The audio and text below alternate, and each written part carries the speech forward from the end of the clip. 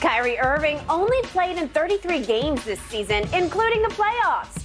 Nets GM Sean Marks was asked about the guard's future with the team yesterday. Interesting answer. Marks said, quote, "We're looking for guys that want to be something bigger than themselves, play team basketball, and be available." Kyrie posted a cryptic Karate Kid meme about an hour later with the caption, "A picture worth a few words." Interesting stuff. Not sure what it means. Shannon, what do you think? What's Kyrie's future with the Nets? If Kevin Durant were the green light and they trade him. Kyrie's there because Kevin Durant wants him there. And you don't want to do anything to alienate your true superstar. And that's Kevin Durant. That's Kevin Durant's best friend, or one of his best friends. We know what he thinks of Kyrie. They were a package deal. No recruiting was required by the Brooklyn Nets. We're coming to Brooklyn. Really? Yeah, we're coming. All right, cool. But Sean Marks is absolutely right. I don't know what Skip, for the headaches that Kyrie causes, what has it gotten me? The first year without KD, when KD was rehabbing, Kyrie played like 20 games, they missed the playoffs. The next year they got past the first round, and then this past season, I don't need to explain what happened, but you know what happened. So what exactly am I dealing with? Why am I going to give you a max contract to do what? And you feel you can take time off whenever you want to because you have a bad day, because I'm a human being and I'm this thoughtful person. I'm a man of the earth, and I just, I feel like it. Some days I have bad days, and if I want to take some time off, I'll take 2 weeks. Yep. What? Sean Marks is like, no. We want somebody that is bigger than them. Clearly. That's you, Kyrie. That's why Kyrie responded. He knew exactly who he was talking about. I want somebody that wants to play team basketball. Kyrie, it's about you. So they don't view you as the martyr that you think they had you view yourself. Yep. I don't really know what else they can do, but ain't no way I'm giving them a max. I'm definitely not giving them a max years and max deal. No way. Zero chance. So the first thing I thought of when I watched Sean Marks say what he said about Kyrie, and then he made the point, this is not only for Kyrie, it's for everybody. No, it was directed right at Kyrie. Exactly. Remember, Kyrie has the opt-out opportunity. Yeah. He could just say, I'm gone. I'm going to become a free agent. I think Sean Marks is encouraging Kyrie to become a free agent. Yeah. Just hit the open market. We'll see you later. Right. I'm going to remind you, and I agree, Kevin and Kyrie, well, Kevin's actually the follower to the leader that was Kyrie. But remember what happened early this season when the vax hit the fan. What happened? That they sent Kyrie home for good, remember? Right. Yes. And Kevin signed off on it because he got sick and tired of Kyrie saying, no, I'm just not going to give in to this. Right. He got sick and tired of not having Kyrie for home games. James Harden got sick of it so much he said he got so sick of it, he's out the door. Exactly. But Kevin said, you know what? Let's just go forward without him. And the worst thing that happened to me was when they caved in and begged him to come back. Yeah. Right? The power that you took from him, you just gave it all back to him. You gave it all back to him, and it manifested itself in losing 4 straight games to Boston because they just weren't right. Yeah. Kevin wasn't right. His mind wasn't right. And after game 1, Kyrie was a no-show, basically. He was basically a no-show. He was terrific down the stretch in game 1. I got to give him that. He flashed Uncle Drew Kyrie. Except he didn't foul Jason Tatum and let him get the game-winning layup. Correct. That is correct. So after this blast from Sean Marks, and I consider this a flat-out blast aimed at Kyrie, he posts a not-so-cryptic video to me, a picture worth a few words, of Mr. Miyagi saying, I heard what you said. Yeah. I heard what you said. Right? Okay, like he's going to do something about it. Okay, walk, go. Yeah, you'll do that. Yeah. But don't Skip, think so? Kyrie's, okay, how did it end in Cleveland? How did it end in Boston? He's shown that you can't build a team around him. He can't carry a team. See, what he fails to realize, he's the coffee table, not the couch.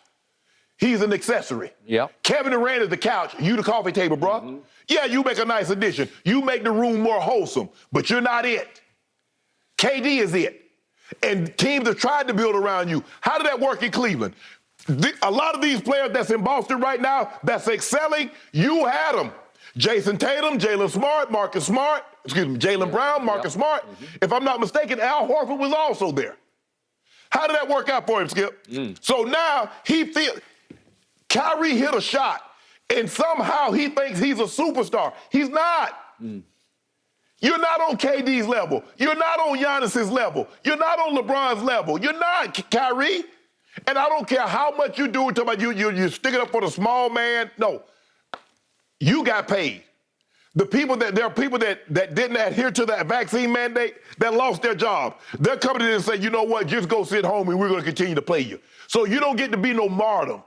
See, when Dr. King, when they said no protesting, they locked Dr. King up. They didn't say you can go home. We're going to lock these other guys up. No, they locked his butt up too. They did. They hit him side his head also. That is a great point. So you're not no martyr, Kyrie. I'm sorry. I don't like that. I'm not breaking news. This is not to interrupt your normal scheduled program. He called himself a martyr. Exactly.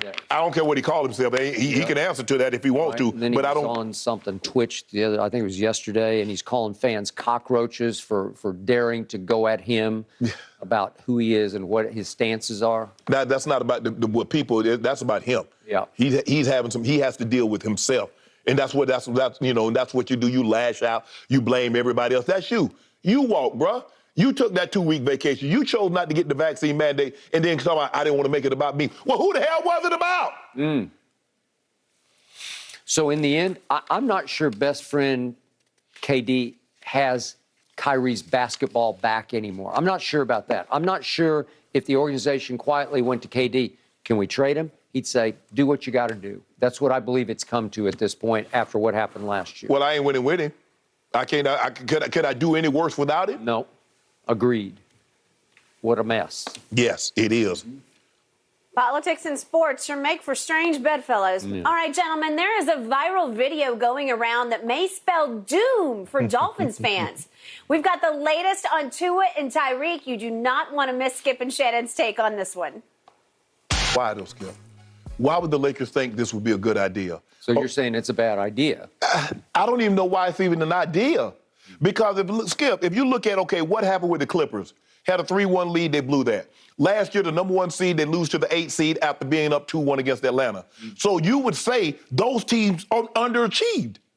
By any indication. Now, when he got on his little soapbox a couple of weeks ago, Skip, he was talking about, look at those teams that I had in Orlando. Nobody would have thought that they would do that. Okay, I give you that. Maybe you were overachieving at the time, but you didn't look at it that when you had that 3-1 lead on Detroit, and you ain't mentioned nothing about the players that you had weren't very good.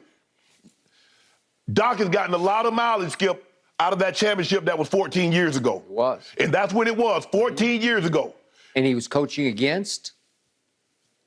Who's coaching against? When he won his championship, he coached against whom? Oh, he coached against a lot of teams. He's been in the league 17 years. No, but when he won the championship 14 years ago, his rival in that... Oh, with the Cavaliers. Well, no. I'm talking about Doc. Are you talking about Doc's championship back in 08? Oh, the Lakers. He was coached against Phil Jackson. Yeah. Okay, and then he coached against him again and lost. He beat him in 6 games, and he lost to Phil Jackson in 7 games. Right. So who's the primary advisor to Jeannie Buss?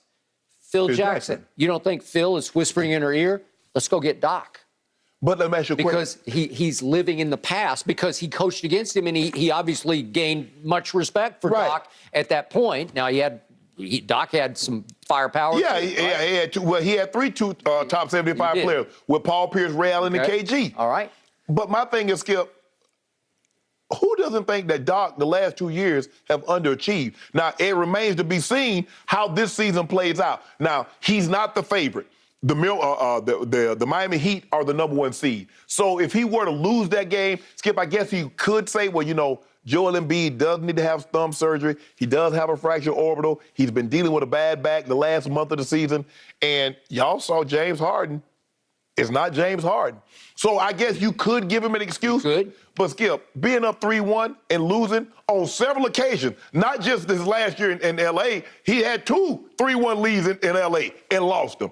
And he's had 3 total, which is the record. Right. Okay. And being a number 1 seed, losing to an 8 seed, when you clearly had the best player on the court. You had 2 of the 3 best players. You had Ben Simmons and Joel Embiid versus basically Trae Young.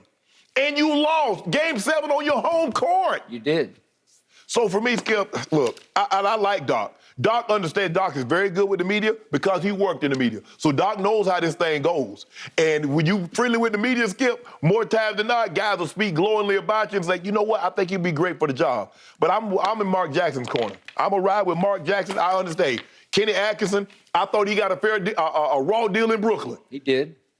Because trying to coach that one guy, we'll talk about him a little later with Sean Marks, we'll talk about it ain't easy. Nope, it's not. And I think anybody that's ever coached him would tell you it ain't easy. But for me, nah, I'm on Mark Jackson. I'm on Mark. Look, look, and sometimes, Skip, it takes the second time around for you to have success. Especially, I know football and basketball is different, Skip, but if you notice, a lot of these coaches, they're better the second time around. We'll start with Belichick. Yeah, everybody ain't gonna Skip. Everybody ain't gonna be Steve Kerr. Everybody can't be Steve Kerr. Everybody can't be Pop. But what do you normally? But normally, when you have a transcendent player, a historic player, Pop did have Tim Duncan and David Robinson. Right out of the box, he had him. I mean, damn. Right.